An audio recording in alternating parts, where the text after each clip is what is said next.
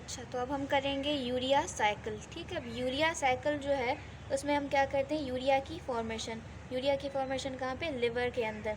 ठीक है, लिवर के हम अंदर क्या बनाते हैं, यूरिया। अब वो यूरिया जाके एक्सक्रीट किडनी में जाता है, किडनी में जाने के बाद वो एक्सक्रीट आउट हो जाता है।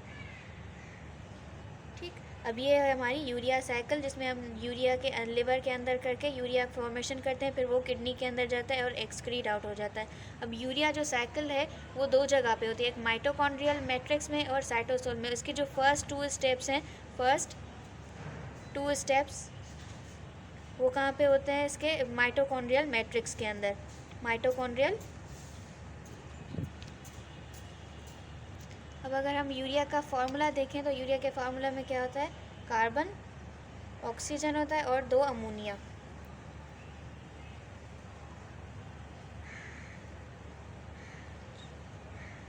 ठीक, अब हम क्या करेंगे, हमें अमोनिया भी चाहिए, ऑक्सीजन भी चाहिए और कार्बन डाइऑक्साइड भी चाहिए। अब हम देखेंगे कि इसमें से अमोनिया कहाँ से आ रहा है और कार्बन और ऑक्सीजन और ये दोनों अमोनिया कहाँ से आ रहे हैं। ठीक, अब इसका फर्स्ट स्टेप क्या है, इसके फर्स्ट स्टेप में होता ये है कि हमारे पास होता है बाइकार्बोनेट। ठीक है, बाइकार्बोनेट होता है HCO3। ठीक, बाइकार्बोनेट में क्या होता है, फ्री अमोनिया जो कि हमने बनाया था, फ्री अमोनिया वो इसमें आता है, ऐड करते हैं इसमें NH3। ठीक है, अब हमें फर्स्ट अमोनिया क्या है, यहाँ से मिलेगा बाइकार्बोनेट, और ये फर्स्ट अमोनिया क्या होगा, फ्री अमोनिया, जो कि हमें इस तरह से ही बॉडी में अंदर होगा हमारे, और वो हमें मिलेगा फ्री अमोनिया। अब इस रिएक्शन में हम क्या करते हैं, यूज़ 2 ATP।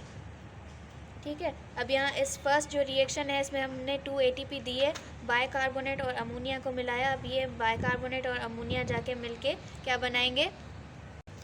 ठीक है, अब ये यहाँ से हमें कार्बन मिला और बाइकार्बोनेट से, और यहाँ से अमोनिया मिला। अब यहाँ पे हमने इनको कन्वर्ट कर दिया कार्बोमाइल फॉस्फेट। ये रिएक्शन किसने किया, कार्बोमाइल फॉस्फेट सिंथेज एंजाइम के अंदर हुआ ये।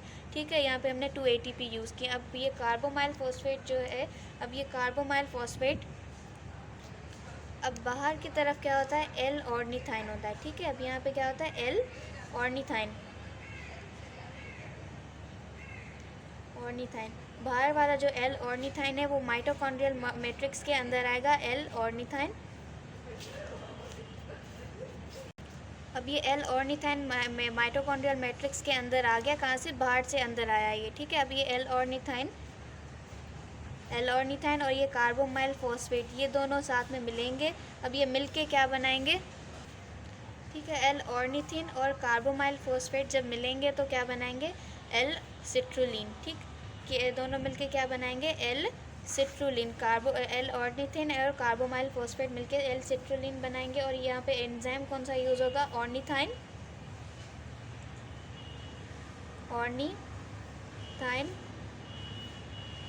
ट्रांस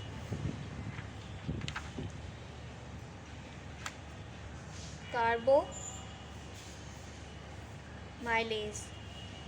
ठीक, यहाँ पे एंजाइम क्या कौन सा यूज़ हुआ है, ऑर्निथाइन ट्रांसकार्बोमाइलेज। ये क्या करेगा, ऑर्निथाइन और कार्बोमाइल फॉस्फेट को मिला के एल सिट्रुलिन बनेगा। ठीक, अब ये एल सिट्रुलिन क्या होगा, बॉडी से यहाँ से मिटोकॉन्ड्रियल मैट्रिक्स से बाहर की तरफ आएगा। अब ये बाहर की तरफ आएगा, बाहर क्या है, एल एस्पार्टेट। ठीक है, पढ़ा है। अब एल एस्पार्टेट क्या करेगा, इसको अपना अमोनिया ग्रुप देगा। ठीक है, क्या करेगा, अमोनिया ग्रुप देगा इसको अपना NH3। ठीक है, फर्स्ट हमें कहाँ से मिला था, फ्री अमोनिया, और सेकेंड अमोनिया कहाँ से आया है, एल एस्पार्टेट से हमारा सेकेंड अमोनिया है। अब ये सेकेंड अमोनिया इसको देगा और यहाँ पे क्या यूज़ होगी, ATP यूज़ होगी। ठीक है, यहाँ पे ATP भी यूज़ करेंगे। अब ये ATP यूज़ करके एल एस्पार्टेट और ये दोनों मिलके क्या बनाएंगे, आर्जिनो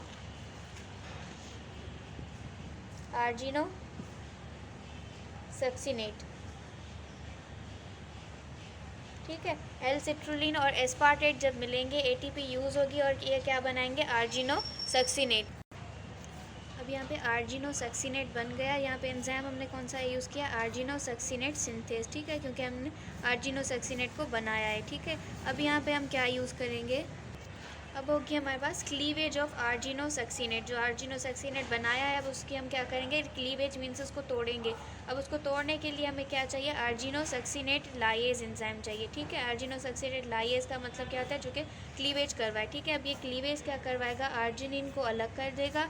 ठीक है, एल आर्जिनिन हमारे पास अलग से आ जाएगा और ये साइड में क्या प्रोड्यूस करेगा, फ्यूमेरेट। ठीक है, अब फ्यूमेरेट का भी आगे चल के काम है जो कि हम आगे करेंगे।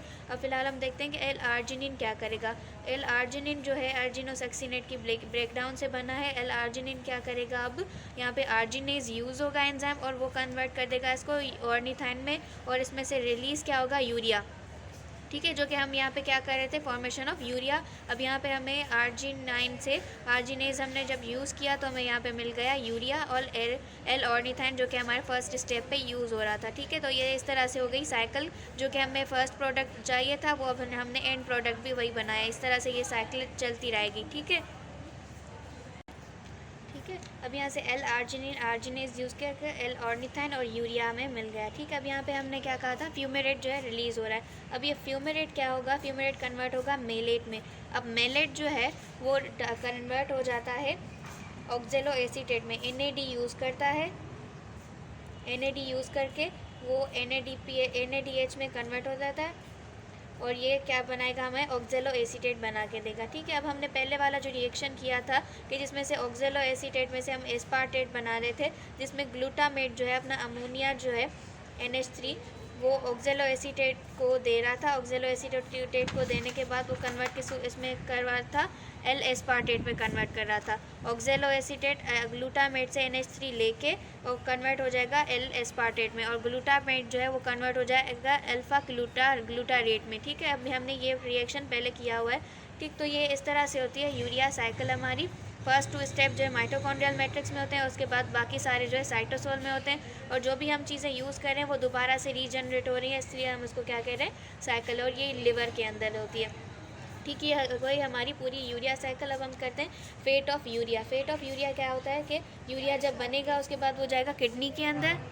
फर्स्ट हमने क्या कहा है कि वो लिवर में जो यूरिया बनेगा वो किडनी में जाके एक्सक्रीट आउट हो जाएगा, और सेकेंडली वो जाके इंटेस्टाइन के अंदर थोड़ा सा रीअब्जॉर्ब हो जाता है, फिर वो इंटेस्टाइन में जाता है। इंटेस्टाइन में एक हमारे पास होता है कोई बैक्टीरियल एंजाइम होता है। बैक्टीरियल एंजाइम क्या है, वो इंटेस्टाइनल यूरिएज। ठीक है, इंटेस्टाइनल यूरिएज उसको कन्वर्ट कर देता है कार्बन डाइऑक्साइड एंड अमोनिया में।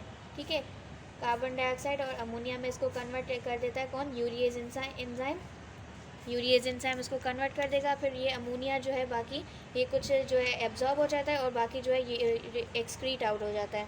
फिर से दोबारा से किडनी में जाके ये एक्सक्रीट आउट हो जाता है और बाकी कुछ जो है वो एब्जॉर्ब हो जाता है, और कार्बन डाइऑक्साइड हमें पता है वो के एक्सेल आउट हो जाती है। ठीक, तो ये इस तरह से है यूरिया का फेट ऑफ यूरिया। बाकी हमने पूरी यूरिया साइकिल कर ली।